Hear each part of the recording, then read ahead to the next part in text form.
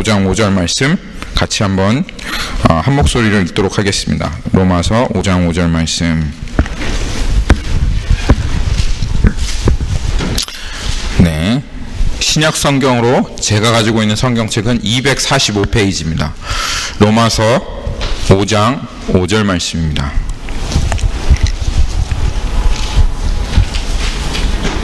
로마서 5장 5절.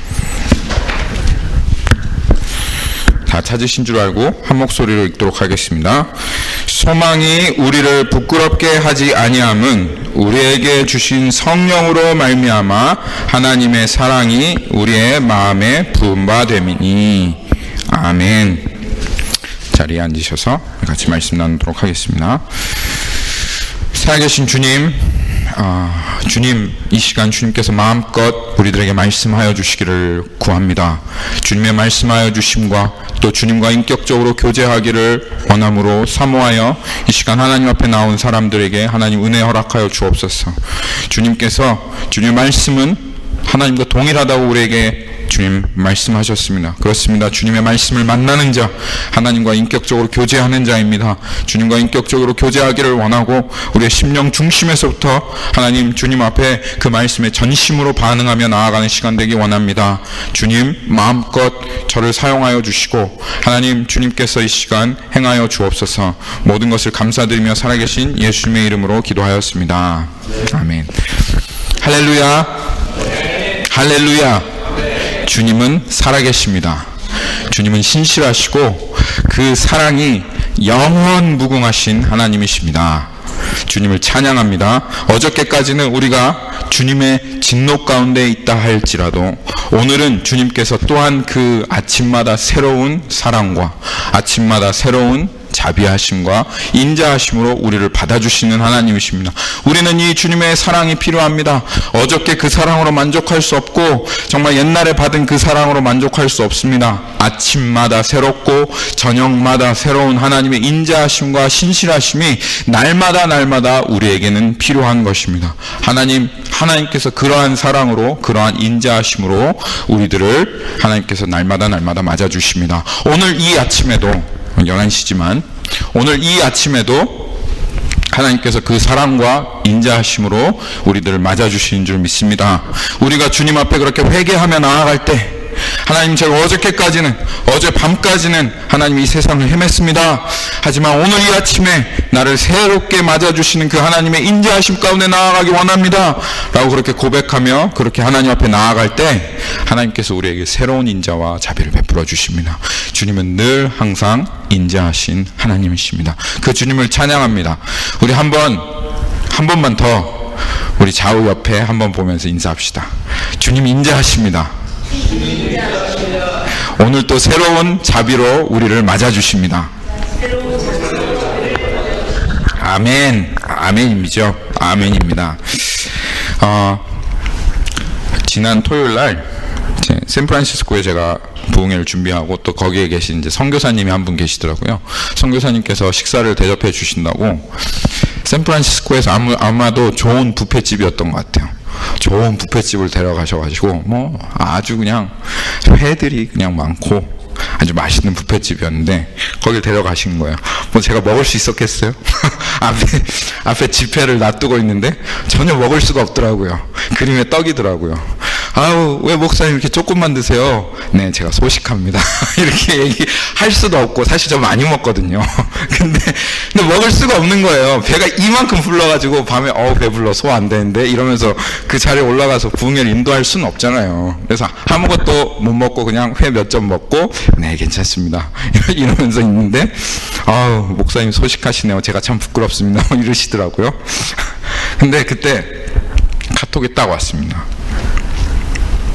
저희 장모님께서 너무 전 예상하지 못했는데 장모님께서 아버님 소천하셨다고.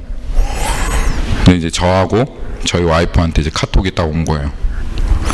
근데 저도 밥 먹다가 깜짝 놀라서 이제 나가서 전화를 했죠. 근데 장모님 막 우시면서 아버님 돌아가셨어. 지금 장례식장에 가고 있어. 나중에 전화하자. 이렇게 말씀하시는 거예요, 저한테. 마음이 어렵더라고요. 참 마음이 어렵고, 근데 보니까 또 저희 와이프는 그 카톡을 확인을 못하고 있는 것 같더라고요. 그래서 어쩔 수 없이 제가 이제 그 소식을 전해야 되는 사람이 되었습니다. 그래서 이제 전화를 몇 번 했는데 전화가 안 되더라고요. 간신히 전화를 받았는데 저희 와이프가 그때 H마트에서 장을 보고 있었던 것 같아요. 장을 보고 있는데 전화 여보세요 하고 받았어요. 근데 참 어떻게 얘기를 해야 될지 잘 모르겠더라고요. 저희 와이프한테. 근데 여보, 장인어른 아버지 지금 막 돌아가셨대. 이렇게 장을 보고 있는데 얘기를 이렇게 하는데 저희 와이프가 실감이 안 나는 거예요. 그게 저한테 오히려 물어보더라고요. 정말이야? 우리 아버지 돌아가셨어?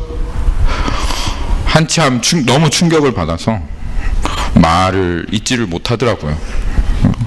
그래서 저도 어떻게 얘기해야 될지 일단 집에 가서 전화하자. 근데 이제 집에 왔는 모양이에요. 그래서 집에 와서 전화했는데 그때까지도 실감이 나지 않으니까 너무 충격을 받고 머리로는 인정하겠는데 이 마음으로는 인정이 안 되는 거예요. 울지도 못하고 있더라고요. 이제 전화를 하고 이제 어머니한테 전화를 하니까 그때서야 좀 이제 실감이 난 모양입니다. 그래서 저희 와이프랑 저도 이렇게 부둥켜 전화로만 얘기를 할 수밖에 없겠더라고요. 그래서 전화로 저희 와이프랑 같이 그 자리에서 울고 하는데 저도 제 마음이 이게 믿겨지지가 않는 거예요. 이 아버지가 돌아가셨다는 그 사실이, 장인어른이 돌아가셨다는 사실이 이게 머리로는 돌아가셨지라고 인정이 되는데 마음으로는 이게 실감이 나지가 않는 거예요. 정말로 이게 정말 돌아가셨나. 내가 소식을 전하면서도. 근데 이제 저희 와이프가 한국에 가서 저한테 그 영정사진을 하나 보내주었어요. 이렇게 꽃이 이렇게 쫙 있고, 그 장례식장 가면 아시는지 모르겠지만 꽃이 쫙 있고 그 중간에 이제 저희 장인어른께서 웃고 계신 그 사진을 이제 딱 보는데 그때서야 제 마음이, 그 사진을 보고 나서야 제 마음이 이제 털썩 주저앉으면서 인정이 되더라고요. 그 웃고 계신 사진을 보면서 우리 장인어른 정말 돌아오실 수 없는 그 길을 가셨구나 하는 그 인정이 되면서 좀 후회가 되기도 하고, 사실 결혼하자마자 제가 미국에 이제 왔거든요. 그래서 장인어른도 또 목회하시느라 바쁘시고 또 건강이 안 좋으시기도 하시고 또 사위라서 특별히 장인어른한테 전화해가지고 장인어른 잘 계셨습니까? 이렇게 잘 안 하게 되잖아요. 장인어른이랑 좀 얘기할 시간도 없었고 좀 얘기 좀 하고, 또 장인어른 참 늘 항상 웃으면서 나를 맞아주셨는데 장인어른 좀 평소에 그렇게 많이 교제를 나눴으면 좋았을 텐데 하는 후회가 되기도 하면서, 또 한편으로는 제 마음 가운데 이런 깨달음이 왔습니다. 이 사람의 마음이 참 무디구나. 이게 참으로 이렇게 진정으로 실감이 탁 나서 눈물이 나고 내 마음이 굴복이 되어지고, 돌아가셨다는 소식을 들었음에도 불구하고 이렇게 설득이 되어지기까지는 우리의 마음이 참 쉽게 그렇게 움직여지지 않는구나 라고 하는 것을 이렇게 좀 발견하게 되면서 그런 좀 깨달음이 오더라고요.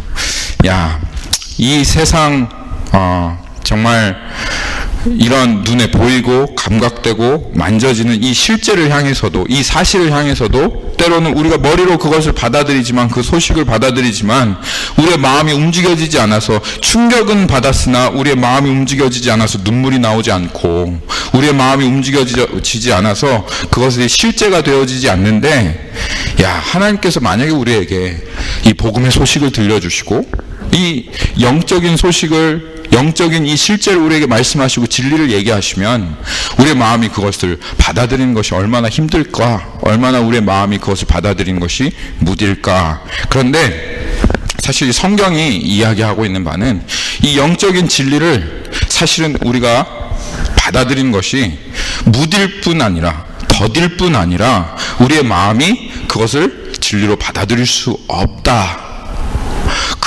하나님께서는 이것이 분명히 진리예요. 진리라고 하는 것은 무엇이죠? 진리라고 하는 것은 보이지 않는 것에 대한 실제입니다. 그 실상이에요.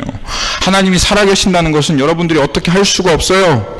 여러분들이 아무리 믿건 안 믿건, 여러분이 어떻게 생각하건 상관없이 그것은 반드시 실제입니다. 내가 하나님 느껴지지 않아, 내가 하나님 감각되어지지 않는다고 해서 사라지시는 하나님 아니십니다. 내 느낌과 내 감정과 내 감각이 어떻다 할지라도 예수 그리스도 십자가에 못 박히셨고 하나님은 살아계신 나의 어떠함과는 전혀 상관없이 내가 어찌할 수 없는, 나의 능력으로는 내 어떠함으로는 어찌할 수 없는 그것이 바로 진리다라고 하는 것입니다. 그리고 하나님께서 그 진리를 우리에게 선포하시는데, 근데 이 마음이 그 진리에 반응되어지지 않는 거예요. 성경이 말하는 바가, 우리는 하나님께서 맨 처음 창조하셨을 때 하나님께서 그 진리에 반응하고 그 진리를 인정하고 그 진리 안에서 기뻐하고 진리를 사랑하는 존재로 그렇게 만드셨는데, 죄가 들어오고 우리의 영혼이 파괴되어지고 하나님의 형상이 무너지고 사단의 종로를 타기 시작하니까 이 진리에 반응할 수 없는 그런 마음이 우리가 되어버린 거예요. 이게 망가진 사람들의 모습이다, 그렇게 얘기하시는 것입니다. 그래서 고린도 전서에 가면 하나님께서 이렇게 말씀하십니다. 고린도 전서 2장 14절에 가면 하나님께서 이렇게 말씀하십니다.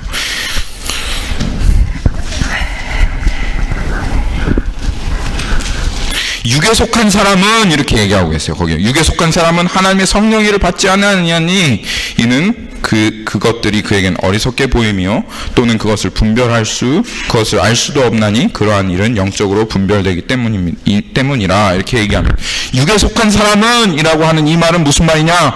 예수님 믿지 않는 사람은, 자연 상태에 있는 사람은, 그 사람이 부귀하건 존귀하건 천하건 얼마나 똑똑하고 아름답고 얼마나 종교적인 사람이건 상관없이 거듭나지 않은 사람은, 하나님의 능력받지 않은 사람은, 그 심령이 새롭게 되어지지 않는 사람은 이 진리에 반응하지 않는다는 거예요.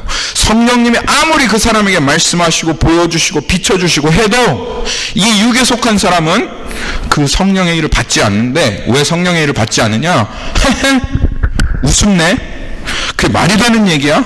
야, 지금 21세기를 살아가고 있는데 예수 그리스도께서 진짜로 그 죽음에서 부활하셨다고?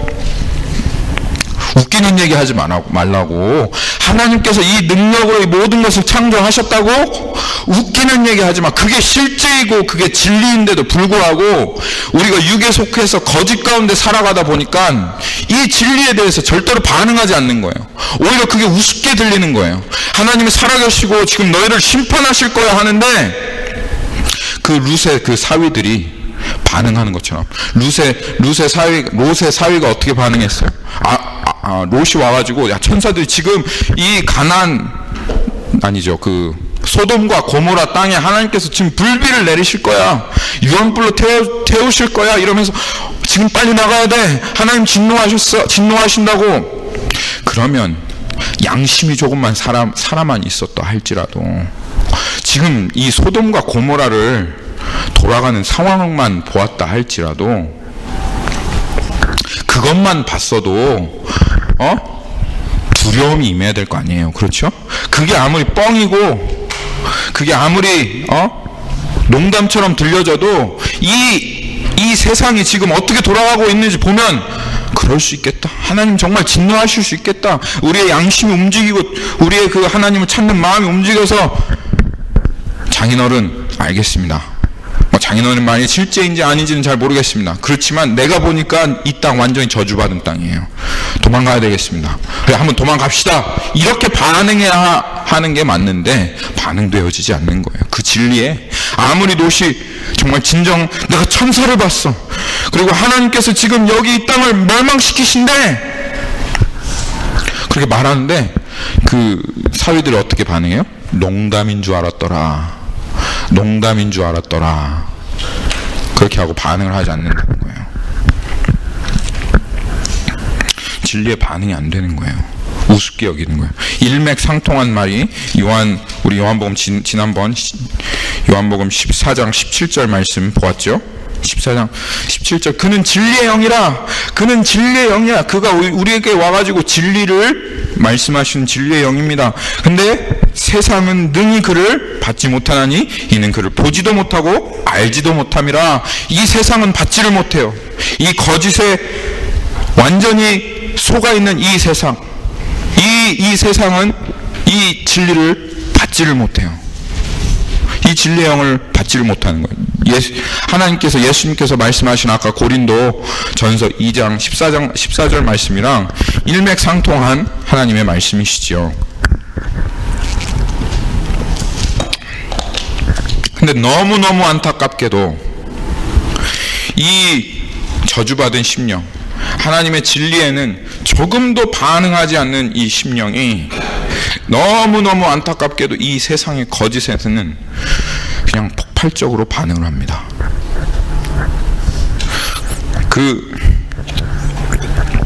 예수님께서 나를 위해 십자가에 못 박혀 죽으셨다. 그 말 얼마나 떨리는 말이에요. 얼마나 가슴 뛰는 말입니다. 그게 정말 뻥이 아니고 사실이라고 하면 하늘에 계신 이 온 땅을 창조하시고 온 우주를 창조하신 하나님께서 인간의 몸을 입고 오셔서 이 나 같은 죄인 때문에 십자가에 못 박혀 죽으셨다. 아무런 흠이 없고 아무런 점이 없으신 그 하나님께서 나 같은 죄인을 위해서 십자가에 못 박혀 죽으셨다 하는 이것이 정말 진리라고 한다면, 그러면 날마다 울어도 그 한없는 은혜, 그 갚을 길 없는 은혜 때문에 정말 목 놓아 울어 마땅한 진리인데, 그 진리에는 눈물 한 방울 흘리지 않아요. 눈물 한 방울 나올 수가 없어요. 그렇게 묻어져 있고 그렇게 반응되어지지 않는 그런 심령을 가지고 있으면서도 드라마 그 거짓말 아닙니까? 그거 다 꾸며낸 얘기고 다 지어낸 얘기 아니에요? 그렇죠? 그런데 그 꾸며낸 얘기, 지어낸 얘기, 그 드라마 안에서 그 사랑에는 가슴 아파하며 눈물 줄줄 흘리며 뚝뚝 흘리며, 이 거짓말에는, 이 말도 안 되는 이 거짓말에, 이 영화 말도 안 되는 이 거짓말에는 그렇게 우는 거예요. 제가 가끔 이렇게 한국 라디오를 듣고 가면 이제 어느 날 오후에는 이렇게 스포츠 얘기를 막 해요. 막 열변을 토해가면서 뭐 추신수 선수가 어쨌느니 뭐 어쨌느니 이러면서 막 무슨 잘 모르겠어요. LA 레이커스인가 하여튼 농구팀이 막 이겼나느니 졌나느니 그 얘기를 막 우리가 이제 13위라고 이제 곧 있으면 12위 할 거라고 막 열변을 토해서 막 얘기를 해요. 근데 어쩌단 얘기예요. 선수들이 아무리 골을 많이 넣으면 영원히 바뀌어집니까? 우리 달라스 팀이 이기면, 달라스 팀이 있는지도 모르겠어. 텍사스 팀이 이기면 그러면 영원히 바뀌어집니까? 막 그렇게 열광하고, 야 우리 팀 이겼다. 막 우리 팀 지면 막 우리 팀 졌다고 막 슬퍼하고, 우리 팀 이기면 막 우리 팀 이겼다고 막 내가 이긴 것처럼 좋아하고 막 그렇게 열변을 토하면서 이겨라 하고, 지금 그게 응원할 얘기입니까? 뭐가 변합니까? 무슨 의미가 있나요? 그게 아무런 의미가 없지 않습니까? 슛 아무리 많이 넣는다고 해서, 골을 아무리 많이 넣는다고 해서 뭐가 변합니까? 근데 그 거짓에는, 그 의미 없는 것에, 쓸데없는 거에는 아주 그냥 자기 인생을 걸고 여기저기 쫓아다니면서, 하여튼 막 TV를 보면 막 열광을 하고, 와 골 넣었다 막 이러면서 막 좋아하면서, 지금 이 세상 완전히 사단의 종 노릇하고 있고, 그리고 지금 이 땅에 있는 성도들이 그 사단의 지금 밥이 되어서 거짓 가운데 그렇게 늘 항상 패배하며 살아가고 있는데, 때로는 어떤 성도들은 이기고 있는데 거기에는 아무런 반응할 마음이 생겨나지 않는 거예요. 진리에는 전혀 반응하지 않고 거짓에는 폭발적으로 반응하는, 그것으로 아파하고 울고 눈물 흘리고 즐거워하고 좋아하고 별 짓을 다 하는데, 이 진리가 선포되면 반응하지 않는, 이 참 너무나도 안타까운 이 저주받은 그런 심령으로 살아가는 것이 이 땅의 운명이에요. 이 땅의 운명이에요. 또 안타까운 것은, 그러면 그냥 이 저주받은 심령으로 이렇게 살아가는 게 끝이냐? 근데 그렇게 이 세상에 열광하고 좋아하는데 그 끝은 마치 냄비가 확 타다가 확 끓다가 불만 탁 끄면 갑자기 확 사라지는 것처럼, 그 정말 공허함과 결핍과 늘 항상 이 사람들 갈급함 가운데 살아간다는 거예요. 여러분 갈급하시죠? 여러분 인생 충만하십니까? 애들아, 너희들 인생 충만하니? 갈급하지, 목마르지, 다 알고 있어. 목마릅니다, 우리들. 저도 목말라요. 제가 목마르기 때문에 여러분 인생 목마른 거 알고 있습니다. 우리 인생 참 목마르구나 하는 것을 지난주에 하나님께서 보여주신 일화가 있습니다. 저희 와이프가 한국에 갔잖아요. 그리고 이제 부흥회 끝나고 딱 집에 오자마자 이제 정신없이 바쁜 일상이 시작됐습니다. 12시에 와서 연영재님에서 집에서 잠깐 뭐 좀 먹고 집에 들어가니까 1시더라고요. 그래서 이제 자고 다음날 아침에 일어나서 애들 막 깨워가지고 일어나, 빨리 일어나, 막 애들이랑 씨름을 하고 깨워서 막 정신없이 밥 먹이고 해가지고 학교에 보내고, 그리고 나서 이제 사랑이만 딱 덩그러니 남았는데 저는 이제 막 이제 일하고 막 일하는데 뭐 바쁘죠. 뭐 얼마나 바쁘겠어. 일해야지, 빨래해야지, 청소해야지, 옷 깨야지, 뭐 설거지 해야지, 보험 리뉴해야지, 뭐 자동차 뭐 해야지, 막 이거를 막 다 하면서 또 사랑님 옆에 있는 거예요. 그러니까 아빠가 이렇게 바쁘면 그러면 얼마나 좋아요. 자기 혼자만의 시간을 이렇게 사랑이 가질 수 있으니까 혼자만의 시간을 가지면서, 그래 우리 아빠가 바쁘니까 내가 하고 싶은 것들 좀 하자. 책도 읽으면서 장난감도 한번 보면서, 조금 심심하네 그럼 청소도 좀 하고, 이러면 얼마나 좋아요. 찬송이요. 근데 이 사랑이가 아빠 이렇게 바쁜데 옆에 와가지고 심심해를 한 100번은 하는 것 같아요. 아빠 심심해, 아빠 심심해. 이게 뭐 끊임없이 엔터테이닝을 해줘야 되는 거예요. 끊임없이 책 읽어줘야지, 간식 줘야지, 자전거 태워줘야지, 산책시켜줘야지, 같이 샤워해줘야지, 끊임없이 엔터테이닝을 해줘야 되는 거예요. 야, 나중에는 제가 좀 화가 나더라고요. 그래서 심심해 그래가지고 제가 사랑이한테 좀 심심하면 안 돼? 심심해도 되는 거야. 그냥 좀 심심하게 있어. 이랬더니 또 너무 처량하게 그냥 바닥에 이렇게 누워가지고 가만히 있는 거예요. 너무 처량한 거예요. 또 내 마음이. 아이고. 근데 이렇게 보면서 갑자기 그 마음속에 이런 의문이 딱 들었어요. 왜 심심하지? 왜 심심해할까? 정말 우리 이렇게 끊임없이 엔터테이닝 하는 존재로 그렇지 않으면, 이렇게 심심하고 놀아주지 않으면 우울하고 늘 항상 마음 가운데 뭐가 채워지지 않으면 공허한 존재로 하나님 그렇게 창조하셨나? 근데 여러분, 우리 얘기 나눴지만 하나님은 스스로 존재하시는 분이십니다. 여기서 스스로 존재한다 그런 뜻은 하나님께서 그냥 우리처럼 그냥 이렇게 죽지 못해 살아계신 하나님이다 그런 뜻이 아닙니다. 스스로 존재하신다 하는 말은 결핍이 없단 말이에요. 하나님 심심하신 하나님 아니시는 거예요. 심심하니까 야, 나 정말 너무 심심하다. 너네들이 날 좀 엔터테이닝을 해줘라. 그래서 주일날 너희들이 좀 내 앞에 나와서 찬양 좀 멋지게 하고 좀 더 화려한 기교로, 내가 지금 너무 심심하거든. 그러니까 강혁아, 너 좀 기타 연습 더 지미 핸드릭스처럼 해가지고 나한테 좀 감동을 줘라 하는 마음으로 하나님께서 우리를 지으셨겠어요? 아니에요. 그렇지 않아요. 하나님은 스스로 존재하시는 분이십니다. 무슨 말이냐면 아무것도 없을 때, 별도 달도 해도 아무것도 없을 때, 오직 삼위일체 하나님, 성부, 성자, 성령 하나님만 계셨을 때 정말 아무것도 없잖아요. TV도 없잖아요. 게임도 없고 아무것도 없잖아요. 그 아무것도 없을 때 삼위일체 하나님은 스스로 존재하시는 분이었습니다. 그 안에 생명이 충만하고 그 안에 기쁨이 계속 솟아나오며, 아빠가 산책시켜주지 않아도 그 아들 안에는 즐거움이 막 넘쳐났습니다. 그래서 아빠 이런 일이 참 저한테 있었으면 좋겠어요. 사랑이 와가지고, 아빠, 난 너무 즐거워. 아무것도 하지 않았는데 너무 좋아. 아빠, 어떻게 이 즐거움을 어떻게 하지? 아빠 좀 내 즐거움을 좀 나누고 싶어. 이런 일이 우리에게는 일어날까요? 안 일어날까요? 일어납니다. 하나님과 함께하면, 성령님과 함께하면 우리 엔터테이닝 하지 않아도 일어나요. 주님께서 그런 하나님이세요.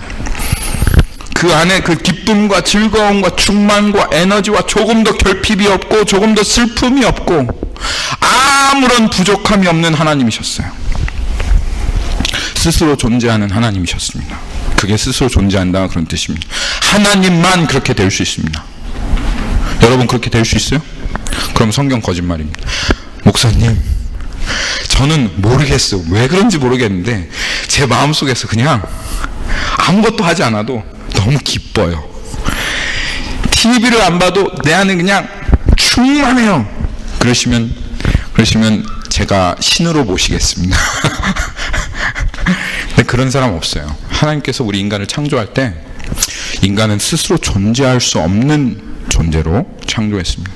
인간은 하나님이 있어야만 존재할 수 있는 존재로 창조하였어요. 근데 하나님께서 한 가지 우리 인간에게 하나님의 형상을 주신 거예요. 그래서 하나님과 교제하고 하나님과 함께하면 그 하나님으로부터 넘쳐나는 기쁨, 아무것도 없어도 그 무의 공간이 없어 심심하지 않고 늘 항상 익사이팅하고 즐겁고 기쁘며 그 안에 막 생명력이 넘치는 그 하나님의 그 놀라운 은혜와 충만을 우리가 그 하나님의 형상을 통해서 그 하나님과 손만 잡고 있으면, 하나님과 동행하기만 하면 어떠한 상황과 조건이 갖춰지지 않는다 할지라도 그 하나님의 충만함과 기쁨이 우리 뜰 가운데 넘쳐나는 존재로, 하나님의 형상을 가진 존재로, 하나님과 함께만 하면 어떤 상황과 조건이 갖춰질 필요가 없는 그런 존재로 하나님께서 우리를 창조하신 거예요. 그런데 우리가 하나님 떠나버렸어요. 우리가 하나님 배반했어요. 우리가 하나님, 나 하나님 없어도 살 수 있어. 나 하나님 없어도 나는 기쁠 수 있고, 하나님 없어도 난 충만할 수 있고, 하나님 없어도 난 즐거워할 수 있어 라고 얘기하면서 우리들 모두가, 여기 있는 사람 전부들이 전부 다 하나님을 떠나버렸고, 그리고 이제는 이 결핍과 외로움과 슬픔과 고통과 아픔에 그렇게 이 영원한 사랑으로 채워야 할 이 공간을 계속 채워보려고는 하지만 계속 갈급한 가운데 살아가는 그런 인생이 되게 하였습니다. 인생이 되어버리고 말았습니다. 이 세상은 그래서 고통하고 있어요. 공허한 눈빛으로 세상 사람들 살아가고 있는 거예요.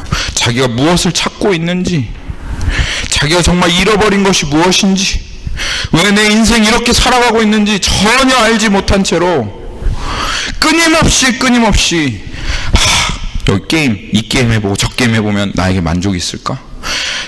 텔레비전 이 드라마 저 드라마 보면 나에게 만족이 있을까?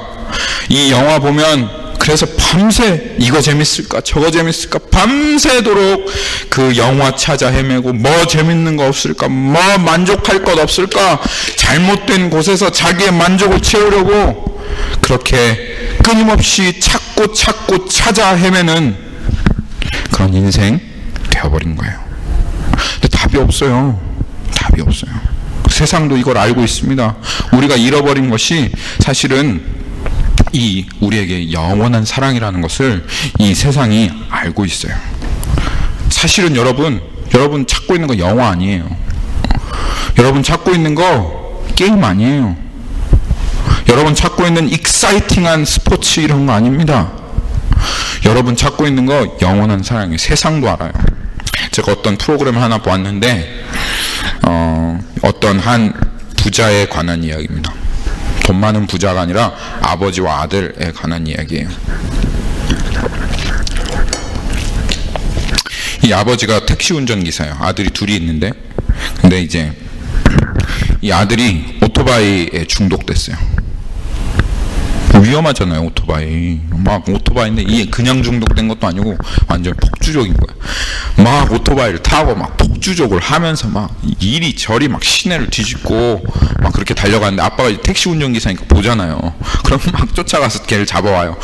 어떻게 해서든지 오토바이를 타지 못하게 하려고 하는데 이 오토바이를 타지 못하게 할 수가 없는 거예요. 왜 애가 이렇게 되었나, 아이의 시선에서 그 왜 오토바이를 이렇게 좋아하게 되었나를 이제 보여주는데, 저 아이의 시선에서 보면 또 기가 막힌 거예요.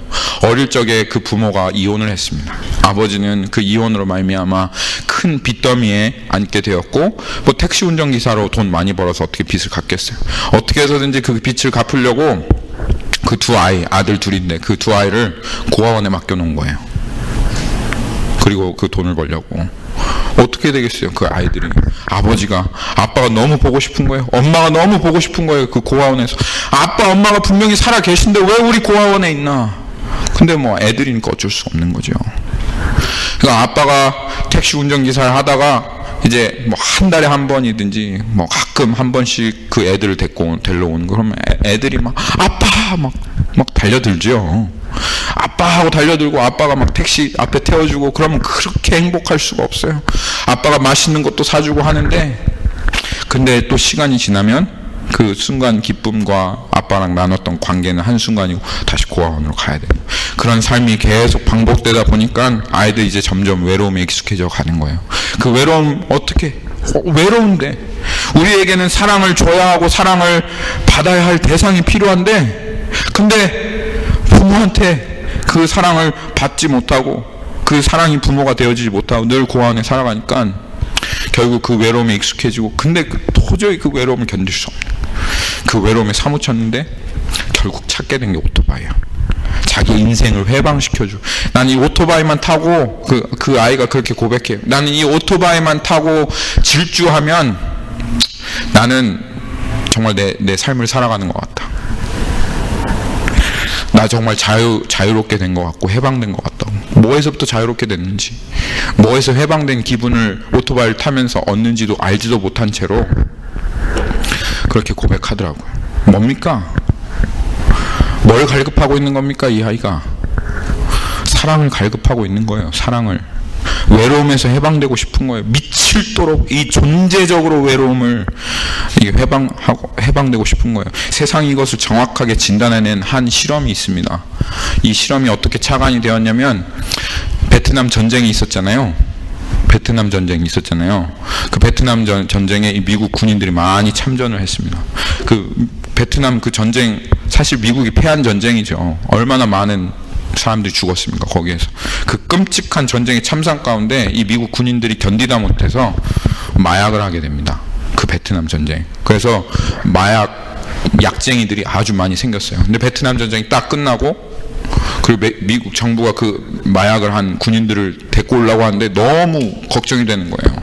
이 약쟁이들을 이 사회로 데려오면 이 사회가 이 약쟁이들 때문에 완전히 망가질 것 같은 거예요. 근데 어떻게 할 수 있어요? 막을 수가 있어요? 막을 수가 없는 거예요. 그래서 어쩔 수 없이 그냥 그 베트남전 했던, 그 전쟁했던 그 약쟁이들 데리고 왔는데, 놀랍게도 90% 이상이 그냥 스스로 마약을 끊는 거예요. 중독되어서 그 마약에서 헤어나올 못할 줄 알았더니 중독되어서, 근데 그냥 스스로 사랑하는 가정에게, 사랑하는 아들, 딸, 사랑하는 부모님께, 사랑하는 그 와이프에게 돌아가니까 그냥 그 마약이 스스로 끊는 거예요. 그래서 중독이라고 하는 것이, 이 마약이 너무 우리들의 쾌락을 주어서, 이것이 정말 너무나도 기쁘고 즐거워서 그래서 마약을 하는 게 아니구나 라고 하는 결론을 탁 내고 한번 실험을 했는데, 쥐한테 쥐를 이렇게 딱 해놓고 거기에 혼자만 딱 쥐를 놓고, 쥐 한 마리를 놓고, 하나는 마약이 들은 물에다가, 하나는 물을 여기다 놓고 마약이 들은 물, 하나는 그냥 물을 놓은 거예요. 쥐가 혼자 있을 때는 그 쥐가 그 마약이 들은 물을 가서 먹어요. 근데 이번에는 그 쥐 거기에다가 쥐 가족들을 집어넣었어요. 쥐 가족들을. 그랬더니 놀랍게도 그 마약 들은 물을 하나도 빨아먹질 않는 거예요, 이 쥐가. 쥐가 그냥 물만 마시는 거예요. 세상이 정확하게 진단해냈습니다.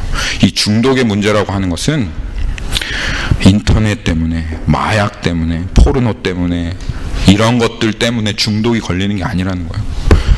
우리에게는 사랑이 필요하고, 우리에게는 그 외로움을 달래줄, 정말 우리에게 진정한 사랑을 줄 그 사랑이 필요하다는 거예요. 그거를 정확하게 진단해냈는데 이 세상은 답이 없어요. 누가 그 사랑을 주냐 이 말이에요. 누가 우리들에게 이 사랑을 주냐 이 말이에요. 다 결핍되어 있잖아요. 다 사랑을 구하고 다 외로워요. 전부 다 외로워요. 사랑을 줄 수가 없는 거예요. 너무나도 안타깝고 비참한 운명으로 살아가는 게 바로 이 우리들이라는 것입니다. 근데 여러분, 여기 부모님들 아이들 사랑하셔야 됩니다. 아이들 게임, 드라마, 이 수없이 많은 것들에 그것에서 탐닉하고 그것에서 벗어날 수 없고 그것 가운데 이렇게 중독되어 살아가는 것은 그게 즐거워서가 아니에요. 이제 다 알아요. 그것에 길들여져서 저도 해봤어요. 게임이 재밌어서 저도 하는 줄 알고 속았어요. 야, 이거 재밌대 해서 속았어요. 대학 가서 제가 게임방 정액을 끊어놨어요. 무슨 말이냐면 게임방 주인한테 자 30일 동안 제가 마음대로 들락날락하게 해주십시오. 그리고 한 30만 원을 줬어요. 그리고 미친 듯이 게임했어요. 그러면 더 즐거울 줄 알았어요. 더 재밌을 줄 알았어요. 아니더라고요. 나중에는 게임하는 게 너무 힘들어요. 막 너무 피곤하고 힘든데도 근데 그거 하고 있는 거예요. 왜? 대안이 없어요. 답이 없어요. 그거 외에는 답이 없는 거예요. 얘들아, 잘 들어. 너희들 게임이 재밌어서 게임하는 거 아니야. 드라마가 재밌어서 드라마 보는 거 아니야. 농구가 재밌어서 막 농구하고 아이폰 인터넷이 재밌어서 거기에 중독되고 그런 거 아니야. 너희들 찾고 있는 건 정말 너희들의 마음을 채워줄 수 있는 하나님의 사랑이야. 그거 외에는 너희들 절대로 진정한 만족 발견할 수 없어. 아이들, 부모님들 외롭게 하지 말아야 됩니다. 아이들 마음을 다해서 사랑해 주셔야 합니다. 근데 그것으로는 안 돼요. 분명히 아셔야 돼요. 그것으로는 안 돼요. 아이들이 그러면 우리가 부모들이 정말 마음을 다해서 사랑해주고 정말 헌신해서 우리 가정은 그래서 우리 와이프가 이 일 하지 않기를 제가 바라는데 애들 사랑해주라 하는 마음으로 우리 가난하게 살든 필요 없다. 그렇다고 해서 우리 와이프가 정말 사랑해주면 우리 요한이가 목사 됩니까? 주님 선교사 되고 정말 이 땅을 진정한 크리스찬으로 살아가게 됩니까? 아니요. 안 돼요. 그렇지 않아요. 우리 충만하세요 다들? 부모로서? 나는 정말 충만한 부모라고 그렇게 얘기하실 수 있어요? 나는 갈급하지 않다라고 얘기할 수 있어요? 나 목마르지 않다라고 여러분 얘기할 수 있습니까? 여러분 나 정말 사랑을 줄 수 있는 남자야. 여자들아 나한테로 다 와라.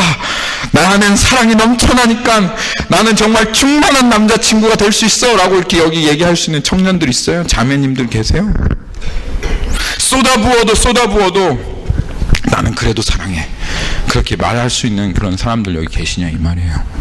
그런 부모 아니에요. 우리들 그런 부모가 될 수가 없어요.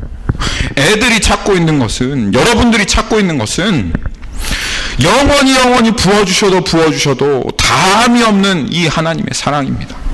이 하나님의 사랑 없이는 여러분 아무리 외롭고 이 외로움이 문제야, 맞아 이거 내가 찾고 있는 거 아니지 하고 아무리 문제를 지적해낸다 할지라도 절대로 여러분 만족할 수 없어요. 너희들 찾고 있는 건 예수님 사랑이야. 너네들 나중에 가서 한번 해봐. 지금은 엄마 때문에, 아빠 때문에 막 나 교회 가기 싫은데, 나 성경 읽기 싫은데, 나 기도하기 싫은데 억지로 기도하고 막 오징어가 막 비틀어지는 것처럼 막 예배하고 찬양하고 그러지. 나중에 대학교 한번 가서 목사님 말 잘 기억해봐. 마음껏 놀아봐 한번. 그럼 진짜 너희들 그것에서 기쁨 누릴 수 있는지, 정말 갈급함 채울 수 있는지, 너희들의 그 공허한 마음이 정말 채울 수 있는지 한번 봐라고. 절대 안 돼. 너희들이 찾고 있는 건, 너희들이 찾고 있는 것을 주실 수 있는 분은 오직 유일하게 하나님밖에 없어. 세상이 우리들에게 속이며 얘기합니다. 유행가 가사에 보면 나 영원히 사랑한다고. 거짓말입니다. 영원히 사랑하렵니까?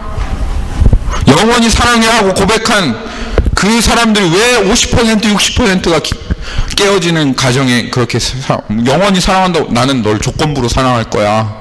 그래서 너 주름살 생기고 늙으면 그때는 사랑하지 않을 거야. 그렇지만 지금 너 이쁘니까 사랑할 거야. 누가 그렇게 하고 결혼한 사람 어디 있습니까? 근데 왜 50%나 이혼을 해요? 그러면 나머지 50%는 정말 영원히 사랑하며 사느냐? 그럽니까 진짜? 그렇습니까? 아니요. 그렇게 되어지지 않잖아요. 이 세상 거짓말해요. 이거 있으면 저거 있으면 너 뭐 있으면 이거 사랑하고 저거 사랑하면 너 만족하게 될 거야 라고 이 세상 얘기하지만 절대로 그렇지 않아요. 다 거짓말이에요. 거짓말이에요. 거짓말. 진짜 영원한 사랑을 우리가 찾고 있는, 우리가 잃어버렸던 영원한 사랑을 주실 수 있는 분은 오직 하나님밖에 없어. 하나님 떠나가면 너희들 망하는 거야.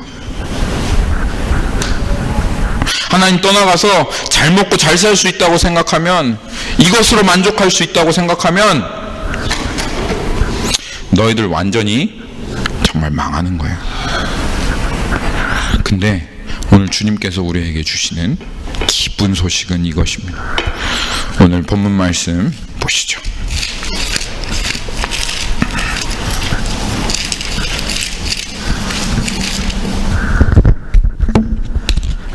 로마서 5장 5절.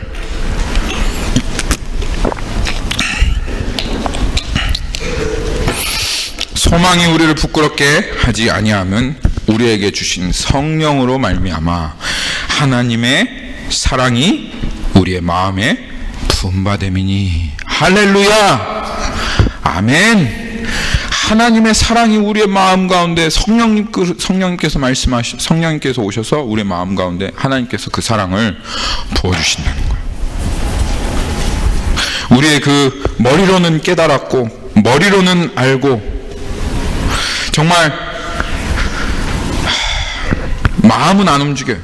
종교 생활 할 수밖에 없는, 지식적으로는 하나님 어떻게 하셨는지 다 아는데 저주받은 심령이 되어서 마음으로는 움직여지지 않는, 그렇다고 하나님 사랑하지 않는다고 얘기하면, 하나님 사랑하지 않는 거예요? 하나님 나 사랑하지 않는 거예요? 얘기하면 두려워서 그렇게 말할 수는 없는데, 여전히 내 마음 가운데 하나님 사랑 경험되어지지 않고 실감나지 않고 체험되어지지 않는 이러한 심령 가운데 성령님께서 우리의 마음 가운데 오시면 이 하나님의 사랑, 이 십자가를 통해서 내가 너를 위해 죽었다, 내가 너를 너무너무 사랑해서 내가 기꺼이 이 고난과 순환을 감당했고, 내가 너의 죄를 사하기 위해서, 내가 너를 영화롭게 하기 위해서, 내가 너의 목마름을 알고 너의 영원한 목마름을 채우기 위해서, 내가 너를 위해서, 내가 너를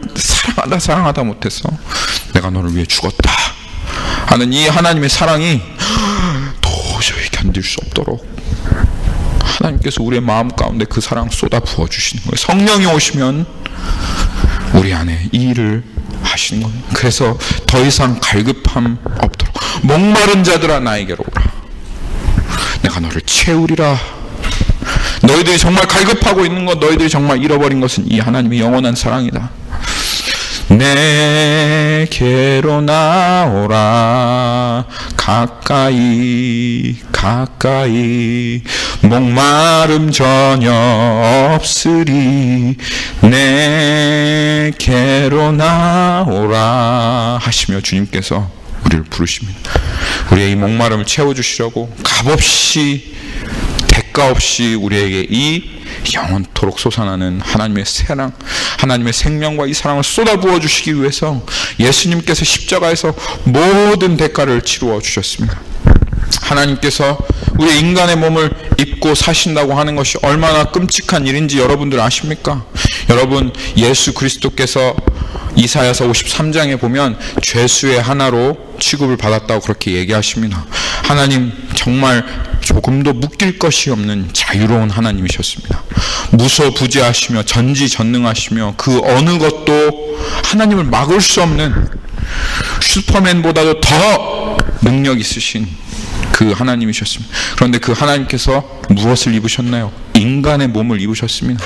여러분, 인간의 몸으로 태어나서 한번 그렇게 생각해 보신 적 없습니까? 야, 나 저렇게 날고 싶다. 저 자유로운 새와 같이 나 저렇게 날고 싶다 한 그런 생각 해본 적 없습니까? 그런데 예수님께서 인간의 몸을 입으셨다는 것은 자기 자신을 스스로 완전히 제한하셔서, 우리 정말 조금 불편한 옷, 우리 몸에 꽉 끼는 옷만 입어도 견딜 수가 없어요. 우리 요한이도 그런 옷 입으면 막 찡찡거리고 아침에 막 벗는다고 난리를 내는 그런 옷을 입습니다. 근데 그 죄수복 아시죠? 손 이렇게 뒤로 묶어가지고 도저히 도망갈 수 없을 정도로 이렇게 한 그 옷. 하나님께서 인간의 몸을 입는다는 게 그런 뜻 아니겠습니까, 여러분? 지금 예수님 어떻게 계십니까? 그 옷 훌러덩 다 벗어버리고, 인간의 몸 다 훌러덩 벗어버리고 지금 완전히 자유롭게 그렇게 살고 계십니까? 아니요. 영원한 짐을 지시기로 작정하셨습니다.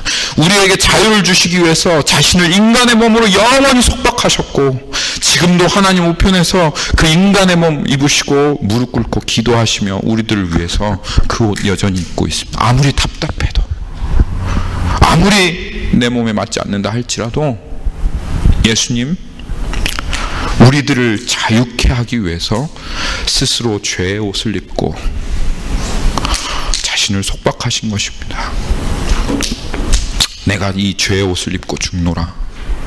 너는 내가 준 이 자유의 옷, 너는 내가 준 이 의의 옷을 입고 너는 그렇게 자유롭게 마음껏 이 자유를 누리며 그렇게 나를 위해서 정말 살아다오 하고 주님 그렇게 부탁하시며 우리에게 이 사랑을 부어주셨습니다.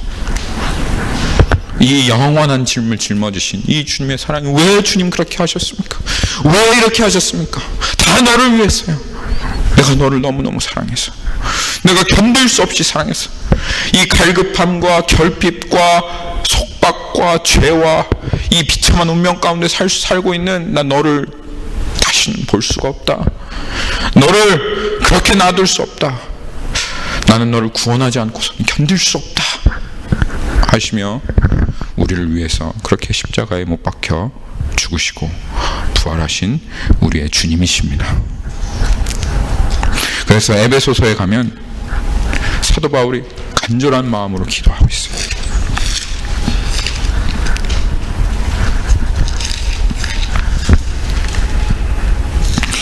에베소서 4장에 가면 사도 바울이 기도하는 것이 이겁니다.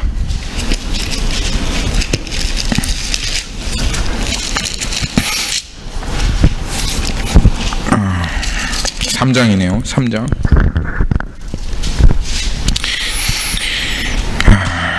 3장 17절, 18절, 19절 거기 한번 찾아봅시다.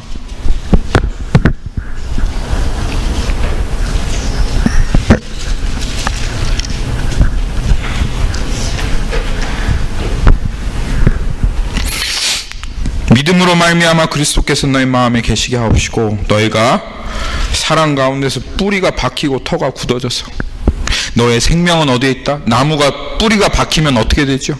그 땅에서 양분을 빨아먹고 그 생명을 빨아먹고 그 물줄기를 빨아먹어서 나무가 성장하지요. 나무가 자라나지요. 그렇죠?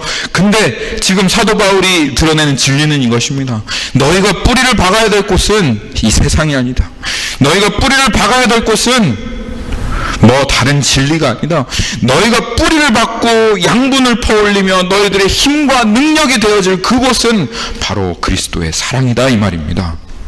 그 그리스도의 사랑의 뿌리를 박아라. 그리고 그 터가 단단하게 굳어지게 해라. 그래서 어떠한 풍파가 쳐도 그 사랑에서 너희가 뽑혀내지 않도록 그 뿌리에서, 그 하나님의 사랑의 뿌리에서 그 사랑을 퍼 올려라, 길어 올려라. 그래서 능히 모든 성도와 함께 지식에 넘치는, 그냥 머리로 지식으로만 하는 게 아니라 정말 그 지식에 넘치는, 그래서 성령님께서 너희들 안에 오셔서 그 사랑을 부어주심으로 말미암아 그 사랑을 너희가 그 마음으로 알고 그 너비와 길이와 높이와 깊이가 어떠함을 깨달아 하나님의 모든 무엇으로? 충만한 것으로. 하나님 원하시는 것은 우리의 충만함입니다. 충만함은 무엇으로 이루어집니까? 여러분, 다른 건 아닙니다. 사랑으로 되어지는 것입니다. 사랑으로. 충만하게 하시기를 사도 바울이 기도하고 있습니다. 여러분, 우리 기도해야 합니다. 이거 알아야 합니다. 어제 받았던 그 사랑으로 우리 충분하지 않습니다. 어제 어마무시한 엄청난 사랑을 여러분들이 깨달았고 그 사랑을 받았고 그 사랑으로 충만했고 어떤 수련회를 갖고 어떤 집회를 갖고 어떠한 훈련을 받고 어떠한 말씀을 듣고 그 사랑으로 여러분이 가득 채워졌다 할지라도 어제 받은 그 사랑은 우리들에게 충분하지 않습니다. 하나님 그것으로 우리에게 충분하라고 말씀하시지 않습니다. 그걸로 충분하기 원치 아니하신 하나님, 어저께 내가 그 사랑 보여줬으니 그것이면 충분하지 라고 그렇게 말씀하시는 하나님 아닙니다. 하나님 그것을 충분하기 원치 않으세요. 왜냐하면 하나님의 사랑은 영원한 사랑이기 때문에 그래요. 날마다 새로운 사랑이기 때문에 그래요. 성령님께 간구하면 하나님께서는 오늘 또 우리에게 어저께는 경험하지 못했던 새로운 사랑으로 우리에게 부어주십니다.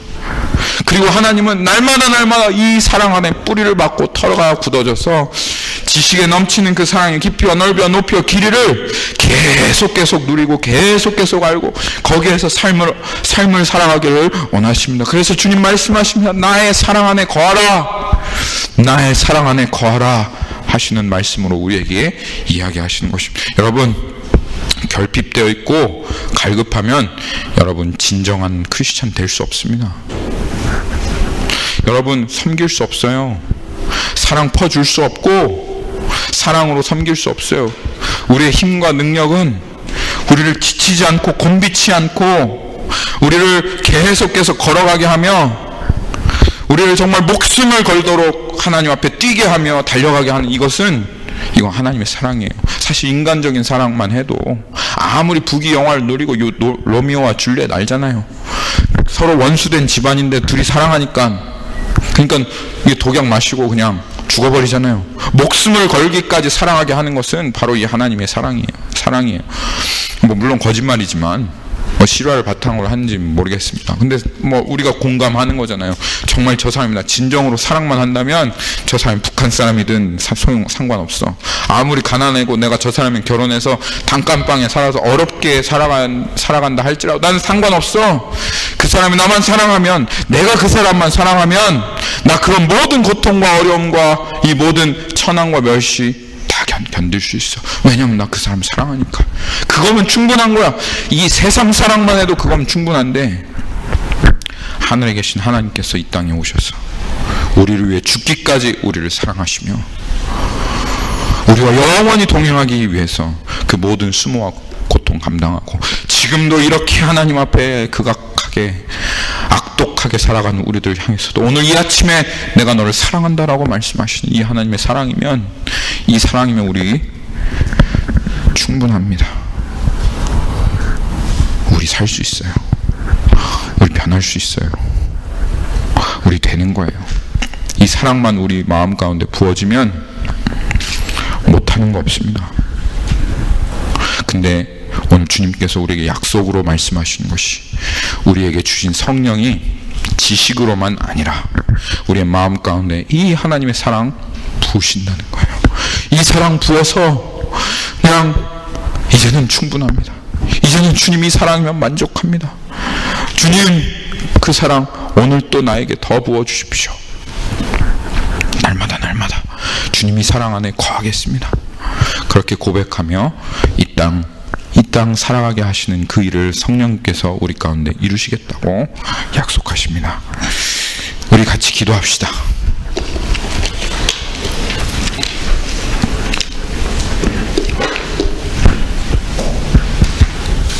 하나님 우리에게 이 사랑 보여주십시오. 하나님 우리에게 정말 이 사랑으로 하나님 채워주십시오. 몰랐습니다. 살아계신 주님 참 몰랐습니다. 우리가 무엇을 찾아 헤매는지 잘 몰랐습니다. 정말 우리가 발견해야 하는 것이 진짜 무엇인지 잘 모르고 늘 항상 이 세상이 말하는 것들을 찾으며 그렇게 살아갔습니다. 그런데 오늘 주님께서 우리에게 말씀하시며 우리에게 실제가 되게 하시는 것은 이것입니다. 우리에게 비춰주시는 진리는 이것입니다. 우리는 정말 주님의 사랑에 갈급하고 우리는 주님의 사랑에 목마르고 하나님 우리 주님의 사랑 없이는 살아갈 수 없는 존재라는 것을 주님께서 오늘 우리에게 말씀하십니다. 하나님 그렇습니다. 우리는 이런 존재로 창조되어지지 않았는데 하나님 이렇게 주님을 떠나서 내 마음껏 살아갈 수 있다고, 내가 정말 기쁨 누릴 수 있다고, 나를 즐겁게 할 수 있다고 살아갔지만 영원한 목마름밖에